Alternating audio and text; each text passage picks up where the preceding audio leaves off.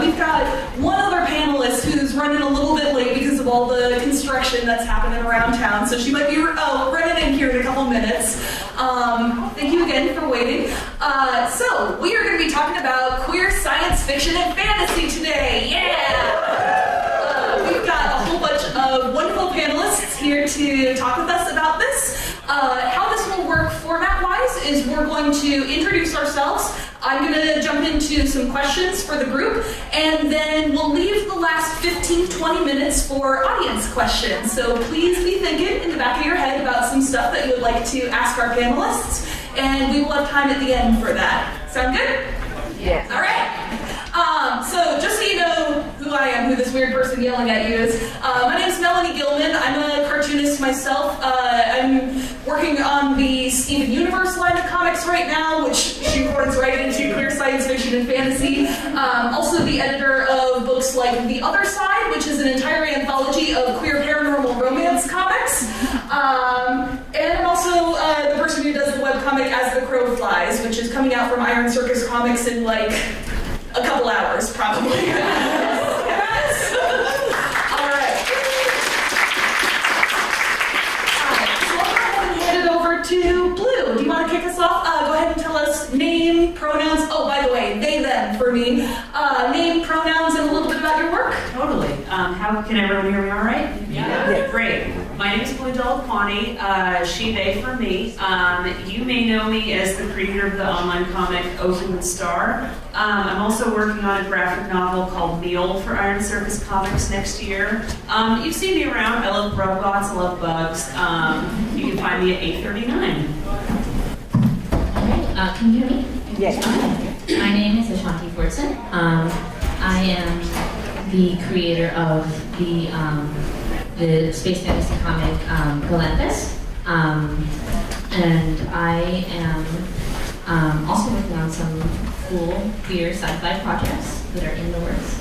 I'm tabling at D7, which is over there, and I love space. I love fantasy. I love all that good stuff.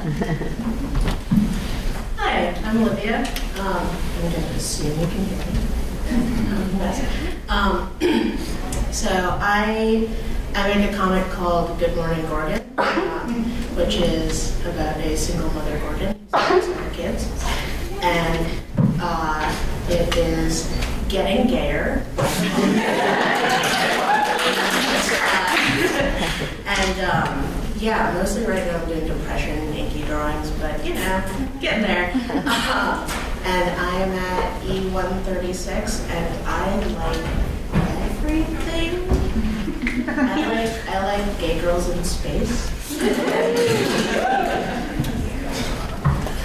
Awesome. So we'll start this off with just a general question. So we live in the year 2017. We're living in the future. And thanks to the internet, thanks to webcomics, you can pretty much queer any genre of comics, right? Like, any genre that you want to make it gay. We have the power. Why would you choose, like, what is it about science fiction and fantasy specifically that appeals to you? Like, what is the power of taking speculative fiction and adding queer content to it, queer characters, queer themes, and we, you know, I'm not the boss here. If people want to jump in out of order, or we can go down the line, whatever you feel. Who has thoughts about queer science fiction and fantasy and why this genre in particular has strengths? I mean, I have a lot of ideas and opinions about it. I have always been drawn to stories about robots and artificial intelligence, and it's one of those things where as you get perspective, you realize just how much subtext there was in every single Wachowski sister movie there ever has been. And like, I feel like with like robots, artificial intelligence, the idea that, you know, who you are and what you can be perceived as is mutable and can easily be changed, and is also very much in your control in a way that is brought up in spec fic, you know, before it wasn't in like a lot of mainstream society. And I think is really appealing to people, and people want to, you know, make that a reality. So, I mean, I don't know. I love when people fully embrace and give the possibility of like queer identity in people who are androids, people who exist in a series of tubes across cyberspace, like the idea that people can exist in various forms across centuries or millennia and always be themselves. Like, I love those ideas a lot, and I see that in like sci-fi all the time. And sometimes it's overt, and sometimes it's heavily coded. Yeah. Yeah, like growing up, watching, reading sci-fi fantasy, like it's so. I'm thinking a lot about how people craft fantastical worlds a lot, whether that's sci-fi or fantasy or any sort of speculative fiction, and who gets included in those stories, who gets othered, and how they are othered. And a lot of like, specifically with like robots and androids, or also like fantasy creatures, that sort of thing. In a variety of marginalizations, people get othered, and with being queer specifically, like I just think the possibilities of creating worlds and creating queer characters in those worlds, where queer people get to be heroes, and like the possibility for exploring queer narratives in these sort of fantastical worlds or scientific worlds, or any of the many possibilities. It's really important to me to sort of push those narratives, and like that's what makes queer sci-fi, queer fantasy so exciting, and those genres so exciting. Like all the different possibilities that are inherent in those genres to tell queer stories. Yeah, totally. One of the really exciting things about speculative fiction is that literally nothing has to be unrealistic. You can honestly just make up whatever you want. Like Tilly Walden's On a Sunbeam recently. Oh my god, first of all, I cried in a coffee shop. Second, there are no men or male-presenting people in that comic. It's just a whole society of females in space, and it's not explained. That's just how they live their lives, and you don't even have to talk about it. That can just be the normal in that universe. Yeah, and it's great. You don't have to explain it. Yeah, because the opposite of that exists. Like, I reread Foundation by and that's Asimov, right? Yeah. Like, and there's like no chicks in that book at all. Actually, I'm pretty sure I heard this from you. Like, I don't think you were the inventor of the saying, but I definitely heard it from you. The idea of like every time you see like a narrative and it's like same-sex primarily dude for all the characters, is try and imagine that entire world taking place in a large men's restroom. I don't remember the context for that at all, but like the entire time I was reading this like foundational text for science fiction, it's like, man, this is like a spacious bathroom.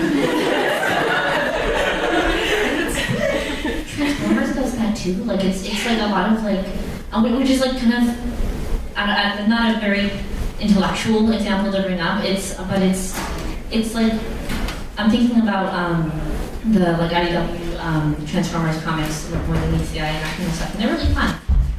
There are a lot of dudes, like in the robots, and that, and like in that series, there are like a lot of the characters are explicitly queer, like they are in relationships with each other, as like dude-coded robots. But it always seems so strange to me that they're like, yeah, we all use he pronouns, and we're all like using dude language, quote unquote, for each other, and there's no like exploration of gender in a real way. When dealing with an alien robot species, so to me that seems like a prime example to like really, really get into that, like really explore like the possibilities of gender or lack of gender, or shifting gender, or like what that means for the society of robots that define themselves primarily based on their vehicle forms. Like, I think there's just such an interesting like realm of possibility in a lot of sci-fi that doesn't get explored, like regarding queer themes. Shawnee, have you ever read Anne Leckie books? And then, If anyone's not familiar with her Ancillary Justice series, like she has like this big trilogy about a spacefaring humanoid species where the idea is gender is just not a thing in their society, and so to help that come across, the generic pronoun is she. And like she gets a lot of flack from that in interviews. Like people always ask her like, well, like how does that work? Like, you know, if you if you bear children, for example, and you get pregnant, like how do they interact that way in society? Like, you know, knowing that you were a person who gets pregnant. She's like, they have pregnancy clubs. I don't know. There's people who like love dogs and like meet in clubs to talk about how much they love dogs. Like, you know, the rat should probably have a club where he'd be like, oh God, my feet, guys, today. Like I just really love that a lot. yeah, that's that. World building. Thank you for bringing up that example, because that is one of my favorite like instances of sci-fi that really like in a casual way. Still, it's not like the point of the book, but like it's ingrained into the society, and it comes up, and it's there in the text, and there's no way to avoid it. And I've only read the.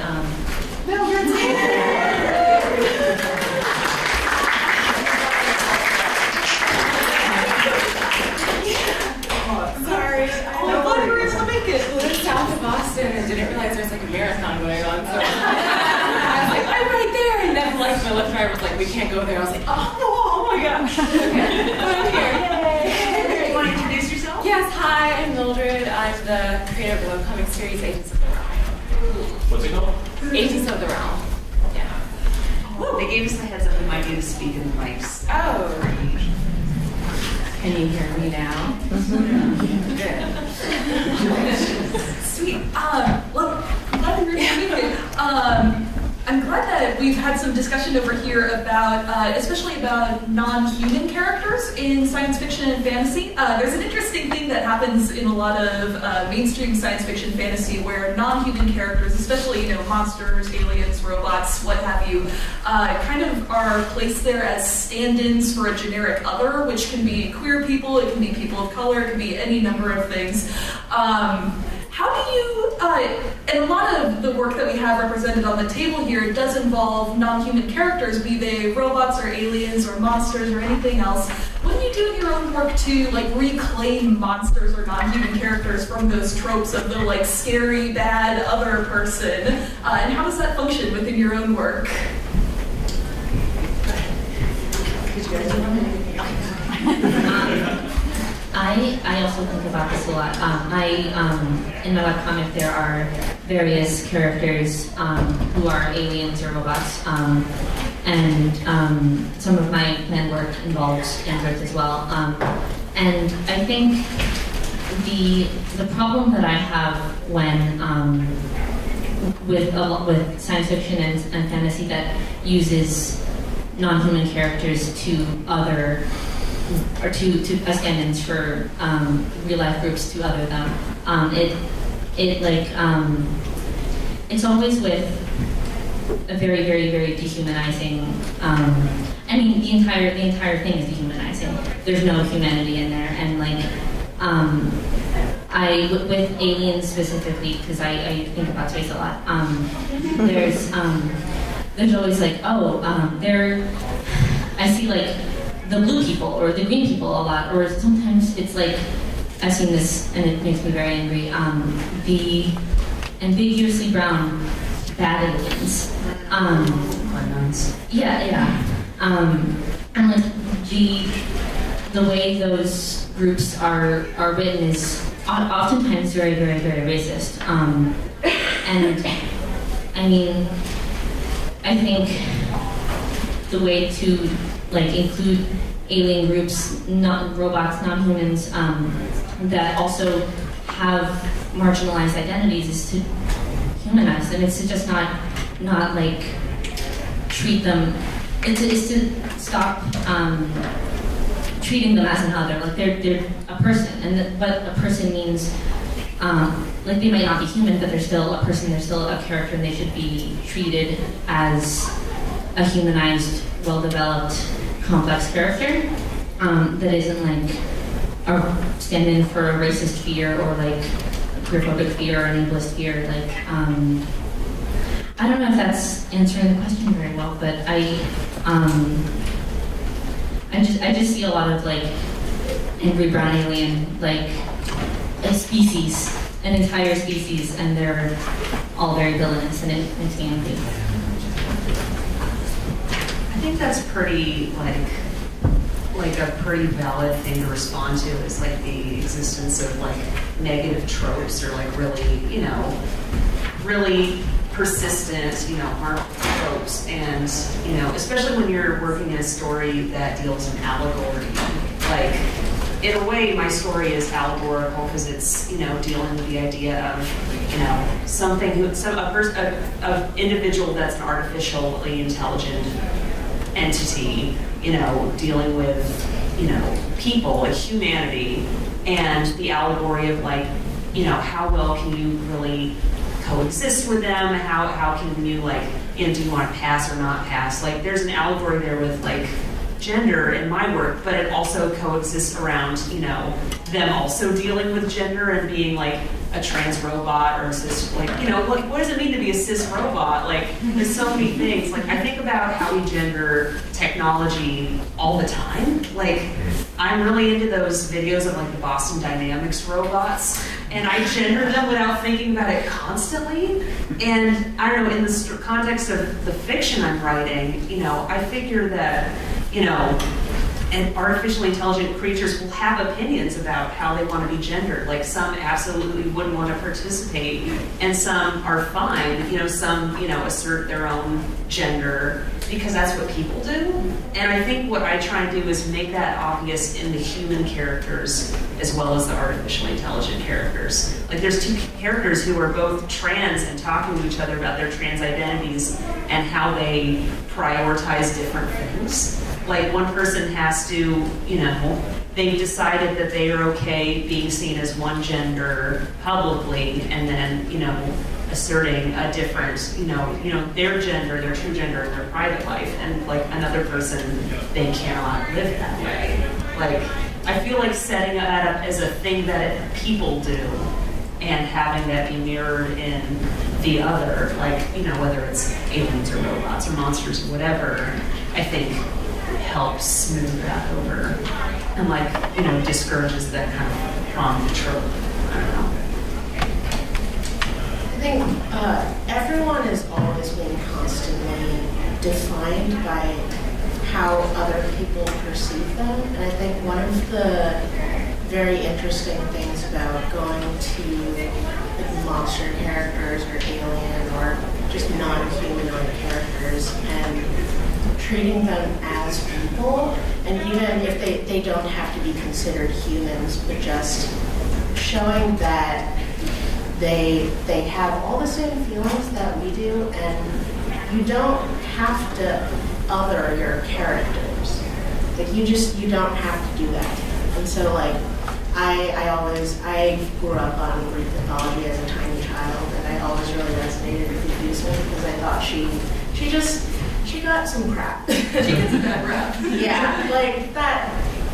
Anyways.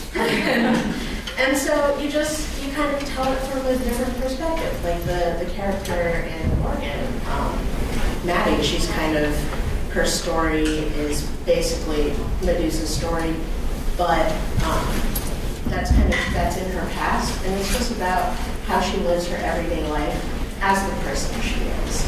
And it's, she doesn't have to be seen as a monster, like especially in the world full of monsters.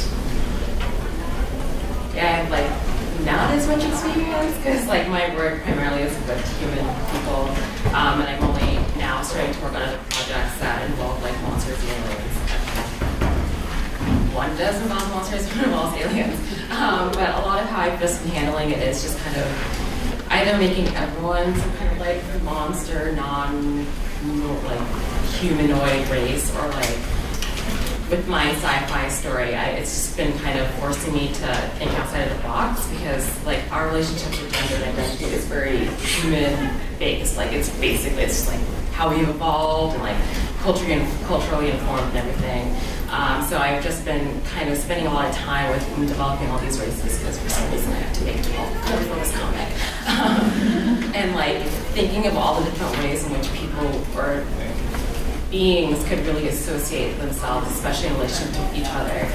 So like I have one race where a lot of their identity is actually based on the kind of work that they do. So it's like they're trained from like whenever they are forced into this line of work, and like that's basically how they're identified, and that really does change the dynamic between people and like how they relate to each other. Because with gender, as much as it does impact like our day-to-day experience, it's not necessarily something anymore that restricts our ability to do things as much. Whereas like if you have like an entire race of people where it's like they have this hierarchy based on the work that they do, and it doesn't matter like who you are, what you're born into, whatever. It's just like based on work, that definitely changes things. So that's been one of those interesting things that I've been having fun time exploring, just because it does kind of force me to rethink how I personally identify with people and how I actually see people and relate to people. So that's been kind of a cool thing. Awesome. And Mildred, if I can take on you for a second. Before you came in, we were also talking about science fiction and fantasy and what it is about speculative fiction in general that makes it a powerful tool for telling queer stories. And I was wondering if you had any thoughts on that, especially with regards to like Agents of the Realm and other projects that you're working on right now. Like, what is it about queer spec fic in particular as a genre that speaks to you as a creator or speaks to your readers, do you think? I mean, I don't know if like the other answers are sorry guys. But like me personally, I just like escapist stories. Like I feel like everyone is entitled to that, especially right now with that's all I can do is just but like especially now I feel like it's just more important, and I feel like people underestimate the kind of power that having a story that you can just dive into and kind of forget about everything is. Like when I first started Agents, I did have like this whole idea of like making it a super deep story and like really showing a lot of personal conflict, and then like I got more into it and the world just got more and more on fire, and I just got to the point where I just kind of realized that like everyone has their own. Am I allowed to swear in here? I need to like think.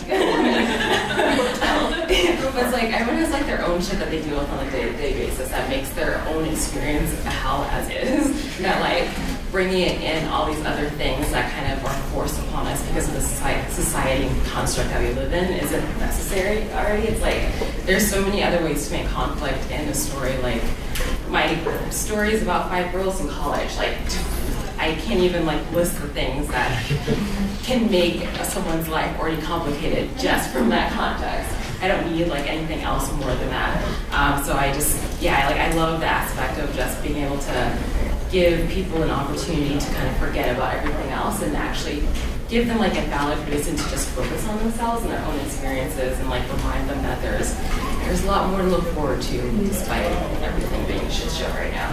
Awesome. Usually predicted my next question. I wanted to talk about escapism in 2017 because that seems like a big topic here. So we all know what's been happening this year. And science fiction and fantasy is very much so a genre about escapism in a lot of ways. It's about being able to, go off and like check out alien worlds for a little bit, or like be a magic user for a while. Get out of the real world that we're all stuck in. And I was curious for everyone at this table, in your own work, has your approach to escapism changed in recent years, especially with regards to not wanting to overburden your readers with too much like trauma or strife? Because certainly with queer science fiction and fantasy, sometimes it can feel unrealistic if there's like no homophobia or transphobia anywhere, like a perfect peaceful world. But you also don't want to veer too far to the other side, right? Where you're just laying on more trauma onto your readers in what should be an escapist story. How do you walk that line in your own work, and has your approach changed to that in recent years? Well, I was just reminded of something that I literally just finished like this week, like I turned it in.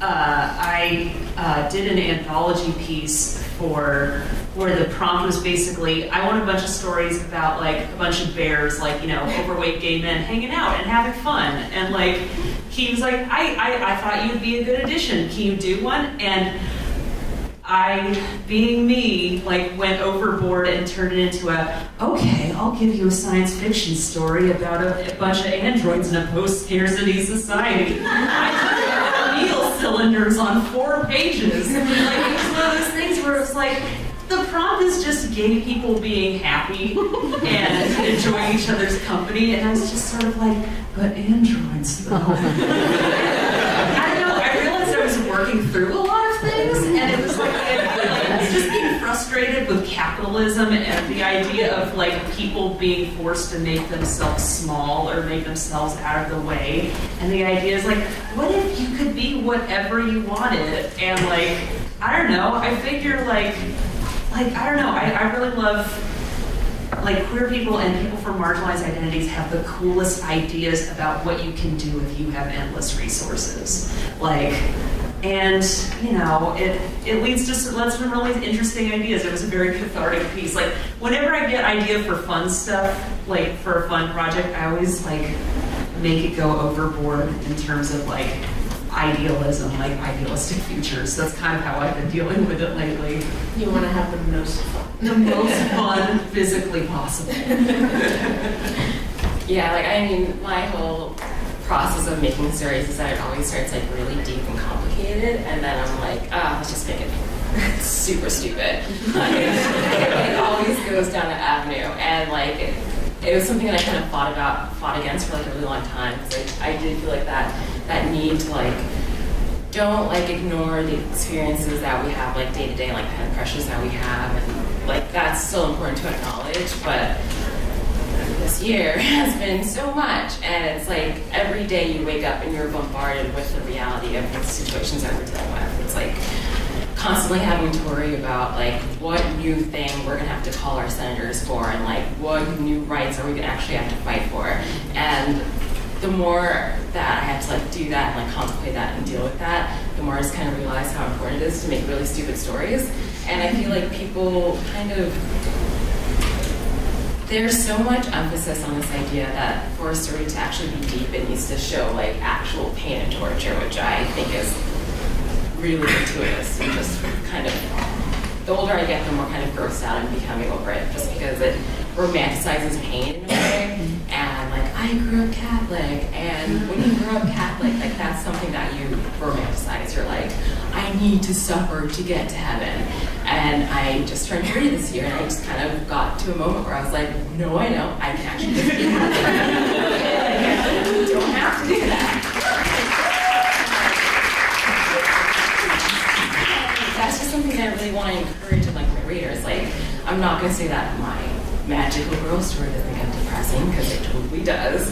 But I feel like that's just kind of, it's not a response to like the tortures of the world. It's just kind of the response of being like the torturous response of being a human, which is like complicated in and of itself. But like, I love writing my queer romance fantasies and like showing people happily in love, and like the most like fulfilling page I think I've done so far was just like drawing 2 of my main female characters kissing, and the panel is just bubbles and pink and hearts, and it's just glowing, and it's just like happy. And like that is just more of what I want. Like, people forget how empowering it is to see like positive images of yourself in media, and like how just like encouraging it is to be able to see yourself in that positive light, and like remind yourself that like, as shitty as things can be, it doesn't mean that you have to stop working towards being happy, and like stop prioritizing being happy. So I just want fluff, that's it.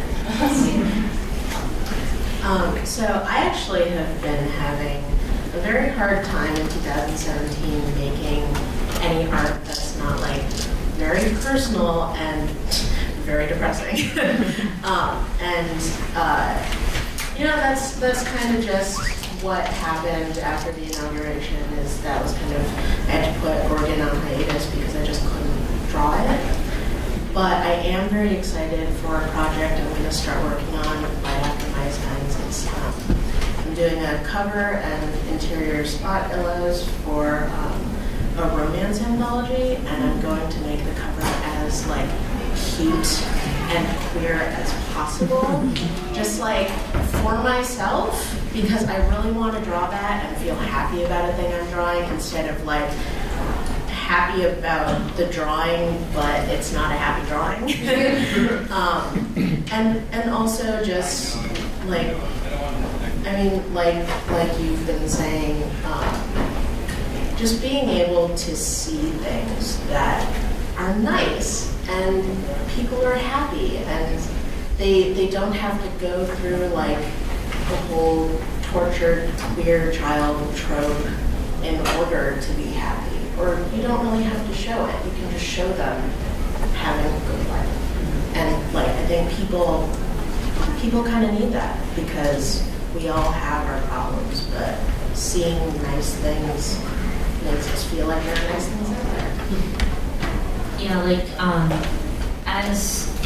as a reader of things, I find myself often put off by works that like really harp on like the queer pain and suffering. And like I like sad gaze in fiction, I do, but when it's like all about that suffering and like all about that misery, and there's no joy, there's no like small happy moments in a tough time or like any of that, it feels alienating, and it makes me unhappy, and it makes me unhappy to make that kind of stuff as well. Like just as a creator, thinking about both my readers and myself, like no one's gonna be happy if I make something about like how painful it is to be gay or whatever. Like I was making a short comic last year before the election, like that dealt with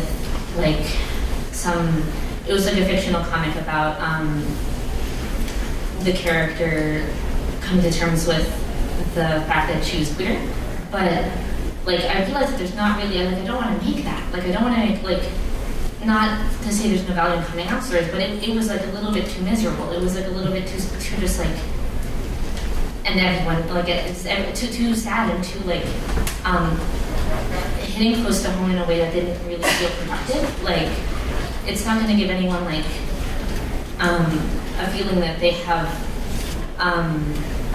that there's like a lot of happiness and like goodness, and like it wasn't all misery, but like it wasn't making me happy to make it, and it wasn't going to make anyone happy to read it, particularly after the election. And I've come to understand more fully that, like, sort of like how Mildred was saying, like I want to make things that feature people being happy and like loving each other and like growing with each other and cooperating and healing. Like not to say there can't be pain or conflict or sadness or any of that, but I think where my priorities lie, it's more like showing the healing from that, and like the growing to a better place, and like finding happiness with each other, and like small exchanges of like positive interactions, positive experiences.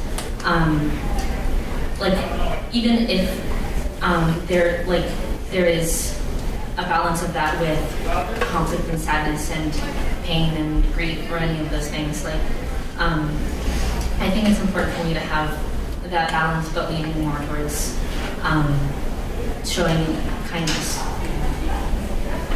And on that note, I'd love to hear from everybody too. What's something, a work by someone else, be it a comic or a book or a movie or whatnot, that would fit somewhere into the queer science fiction fantasy spectrum, but something that's brought you joy in recent years? Like, what's something that you've read recently or seen recently that's been really positive and really awesome for you? Go for it. I love Star Trek by Giselle Chobate. Oh, yeah. Like, oh god, I love it so much. It's about a human named Jas who goes on like a galactic travel basically with an alien, and like visits all these fantastical worlds and has a lot of like interpersonal conflicts with this alien character Hoot, and like but it's really lighthearted and fun, and it does deal with like feelings of grief and like pain and awkwardness and struggle, but it's so kind and it's so lighthearted and for the most part, and really vibrant. Like their colors are so nice, and their recent chapter, the planet that the characters visit is like covered in these giant trees where people built their homes, and it's like so colorful and so beautiful. Definitely check out Star Trek. I want to put in another plug for On a Sunbeam by Tilly Walden. It's all online, and it's just really gorgeous. And it deals a lot with like little teen adventures in space, and I think it's really important to have queer media that centers young people. I think if kids can see themselves in characters, that's going to make their lives easier than maybe things were for us. And Tilly Walden, she's very keyed into it because she's a young person herself, and so she kind of is writing about things that may have happened to her or around her pretty recently. And it's really great, and there are no men in it, which is cool. And it's in space, and it also has colors. I'm a really big fan of GGDG's Cucumber Quest. Like, it's all ages, it's just so bright and colorful, and it just is queer in a way that, like, someone who's, like, in it up to the neck as much as me, it still finds refreshing. Like, the main girl character has like an ongoing thing with like this witch who like is after her all the time, like I'll get you, and not because I love you or anything. And like this character, like just recently, this character who would have been like a jokey like side character, literally any other version of that fantasy trope, just got a cool redeeming aspect to their character, and it was because they were queer. Like, it was explicitly because they came out as a queer character, and I was like, this is so good. Like, okay, I won't say anything else. I'm just saying, like, queerness happens more, and it just keeps bringing it in. It's like so good. Cucumber Quest by GGDG just got a first second printing, and it's great. Okay, I'm gonna have to thank you so much. Oh, I'm sorry. Okay. 2 votes for Cucumber Quest. Yes. It's like, artwork is just freaking, oh my god, it's so pure. It's so awesome. So we've got a little over 15 minutes left, so I'd love to open up the floor to audience questions. Oh, and I saw your hand in the second row first. Okay. I want to throw a recommendation to the room and to the panel if we're looking at queer sci-fi fantasy epic space opera. Colleen Durant's A Distant Soil, which is on adistantsoil.com. The alpha couple is a queer couple. The aliens are from a society that doesn't have any of the same gender norms that Earth does. The story right now is not in a good place because things do not look good for our heroes, but not because anyone's queer, it's because the evil alien race has just been toppled and there's a power vacuum, there's some shit blow up, and I don't know what's going to happen. But yes, it's delightfully queer. The artwork is 200% gorgeous, and it's at adistantsoil.com. You would love it. I was showing her pictures. You would love it. Everyone would love it. I've noticed that, okay, this is a queer panel, and I've noticed that it's sort of very female lesbian oriented, and that's one of the things that I find very difficult in comics is that okay, yes, the whole world's populated by men, literally. I mean, not literally, but literaturely. But yeah, there just seems to be, like in comics, in general and even in sci-fi comics, that just gay men aren't represented very much. So I'm just sort of throwing that. Read Blues Book or comic. What's that called? You. Oh. Oh, okay. I thought you meant like buy a dude. Like I mean, yeah, it's, yeah. I mean, do you mean like as a character, or as like as creators? Yeah. Either way. I mean, yeah, okay, yeah, you've got some, but I just find that trying to find male gay comics is very difficult. Olivia. Like, I've been trying forever and everything is all there.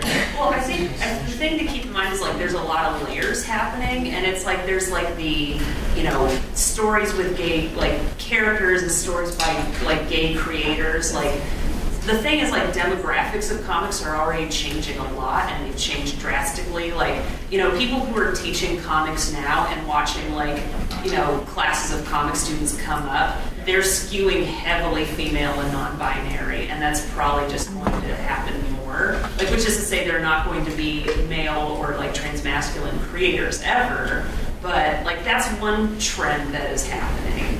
I mean, on the other hand, though, there's also like, you know, stories by like gay or male creators versus like, you know, gay and male characters.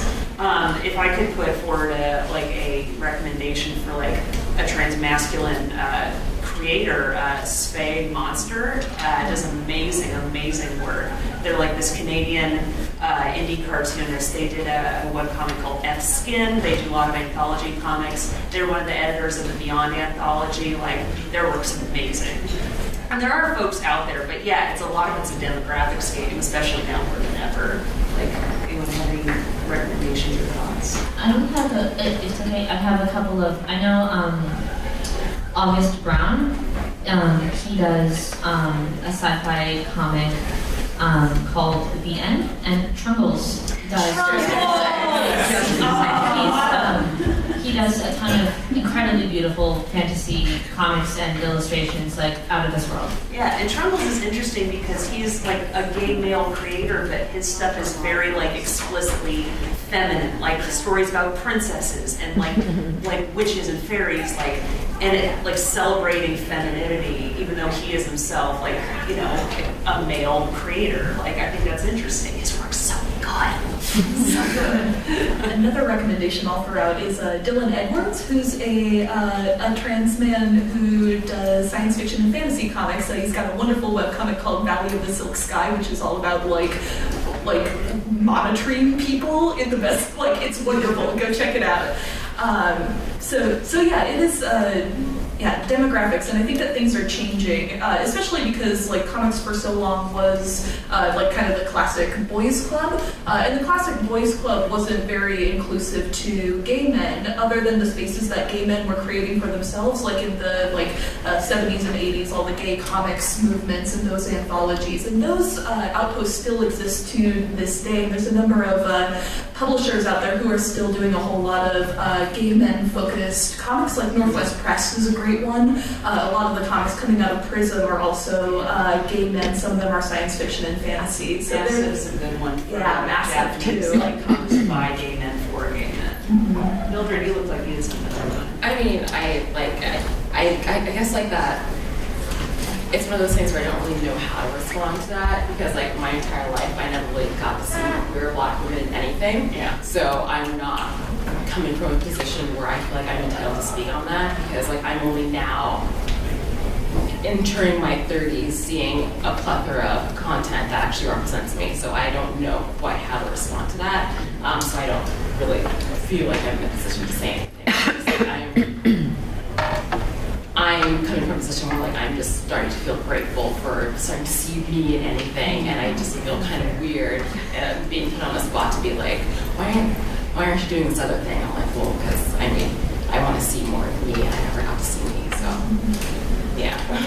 People, go ahead. so just people who are traditionally underrepresented, like we're kind of all being able to start seeing ourselves in things like indie comics, and I think that there's kind kind of a really cool flood of that content right now because it's easier to get a platform, I think, and easier to just say your piece. So it may just honestly be part of that. I feel the same as you. Yeah, it's like it's one of those things that's like hard to comment on because I feel like personally as like a queer Black female creator, I get a lot of questions like that, like why aren't you doing this, why aren't you doing that? And I'm like, look, there's a lot of other creators who are part of those demographics that you should really be paying attention to and pointing towards.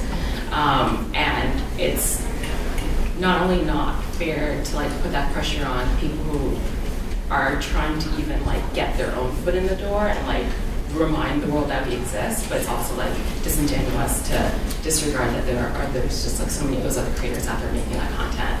So it just feels like That wasn't the intent of my no, that's like fine if it wasn't your intention. It was just like one of those things that kind of just landed sideways, and I'm like personally just mulling over how to personally respond to it. Because it's not like just like this one, like it's like a thing that happens to like women of color all the time. Yeah, or like women and non-binary creators, period. It's like we're kind of constantly put in that position of being like expected to make the most and do the most when we like barely get that much attention to begin with. So it just feels really weird. Yeah. Let's see, in the black shirt. So slightly lighter question. During our political times of turmoil, I found myself turning to a certain meme thing that's been happening online called fully automated gay space luxury communism.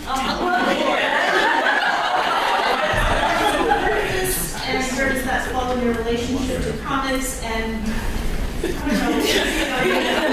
If you are a gay space communist making comics, are your comics therefore gay space communist comics? I mean, there you go. I was just wondering. Wait, can you ask the question again? There's this thing online where, like, kind of a meme that's sort of extended to have like little families of sub-memes about our future in which everyone will be gay and we'll all have luxury stuff and robots and space cats maybe, and it'll just be wonderful. And I was just like, can we do that but bring it into comics, or is there a way I can make this even bigger or more full of comics or more full of communism?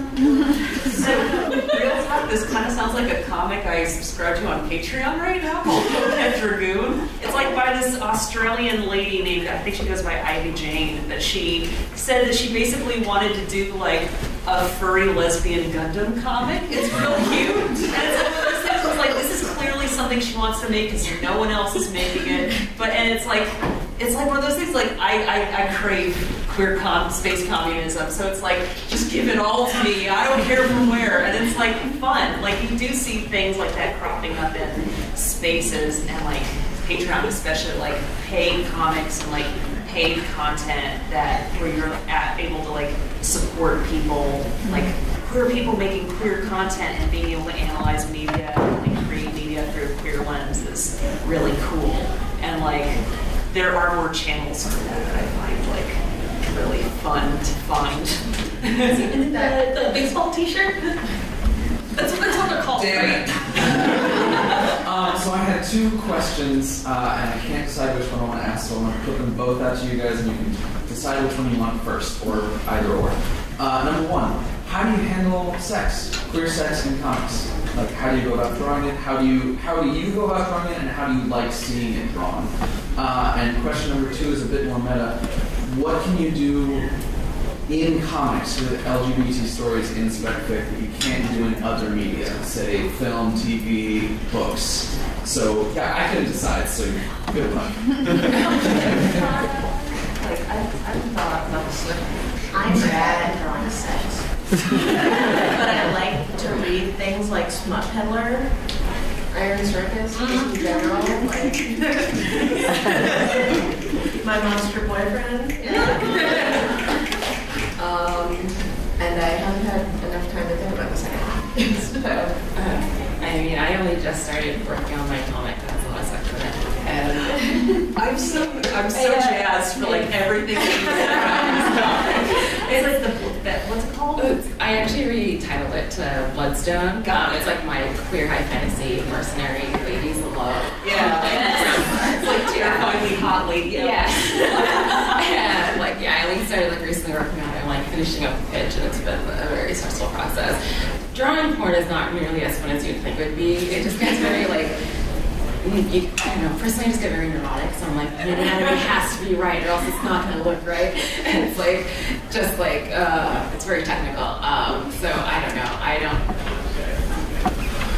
drawing is just not really that fun. It's not just not that fun for me. I like feel like I'm in like drawing classes again. It's just like, but for the second one, like personally for comics, I just like how, I draw things. It's easier for me to draw things, and I don't have to like go to anyone to let me draw things. I can just like put it on the internet and be like, I drew a thing, look at it. So I just like the accessibility aspect of it. Yeah, I was going to mention also the accessibility. Like, there are things that you can do in the comics medium on the page that are different than things you can do in film or in a novel or in a painting or whatever. I think that can get into a pretty long, like, separate topic of like the difference in medium and like things that are comic specific. But in terms of queer stories and what comics can bring to that realm, like I think the accessibility of content and also like it's really pretty. I love comics because they're really pretty. Like, and I think that's part of accessibility in a way. Like having the visuals there and like being able to read them online for a lot of webcomics, or be able to subscribe to a Patreon for $1, $2, or $5 a month, and access a specific comic that is updating behind that paywall, or any of the various forms of reading comics online, like becomes accessible to so many different people that maybe movies and novels and even like print comics might not have the same effect or the same exact relationship to those audiences. One thing that I thought about very specifically and overtly with O Human Star while I was working on it is the idea that the language of comics has devices that help us read it, and one of the things that comics does not have to rely upon in the same way prose does is pronouns.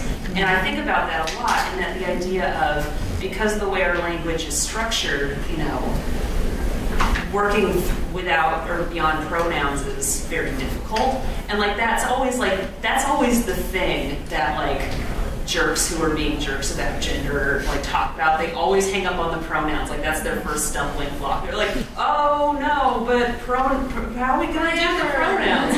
Which is BS, because like lots of really cool and skilled writers, like prose writers like Melanie, for example, have lots of really cool ways to work with pronouns. But like that's something that you don't have to deal with in comics if you don't want to. And I love playing with the idea of presenting a character as they are and have that not be one of the things, like, try and get the reader to identify with and associate and understand a character that doesn't use that tool.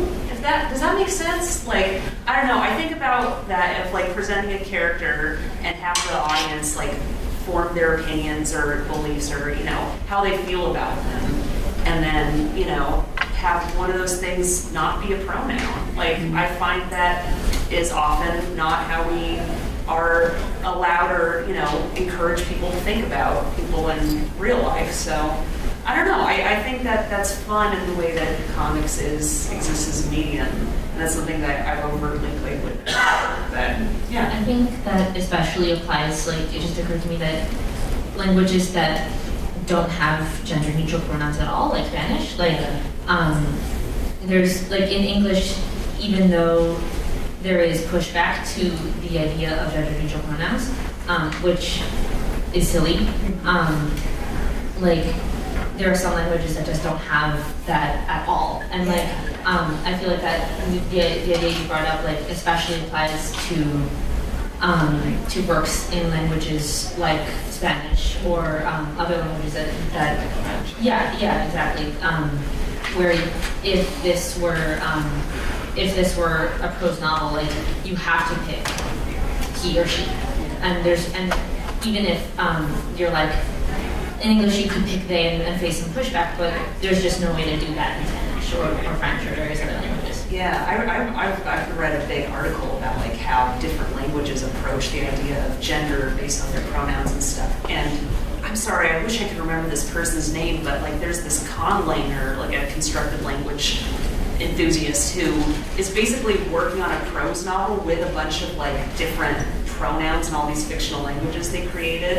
And they created a language, they created a pronoun, a gender neutral pronoun that I think is like Lee, Lur, Lim, that they use to simulate the shared language of the thing. I don't know. It's very, very geeky like language stuff, but like I love all the creative workarounds prose writers use to either like evoke, an original language, whether it's fictional or otherwise. Awesome. And I'm so sorry, I have to cut us off here because it is 12:30 and we're out of time. But before we go, if we could just go down the row and have everybody say your name again and where people can find you to shower you with praise and buy all your books. My name is Melanie Gillman. I'm in the Bechdel room, right in the middle, table B85, I think. I'm Olivia. I'm the creator of the webcomic series Agents of the Realm. I'm not tabling today, but I have a whole bunch of postcards with links on it if you want them. I'm Delliquanti. I'm at table A39 over at the end, and I do the comic Oh Human Star. I'm Ashanti Fortson. I'm at E7 over there in the hallway. I make Galanthus, and you can find me on Twitter at Ashanti Fortson. Melanie Lee. I'm on the Eisner level downstairs at E136. You go down the stairs. I make Good Morning Morgan and you can go to my website at Olivia.com. It's just Olivia with a second. Awesome. Thank you all so much.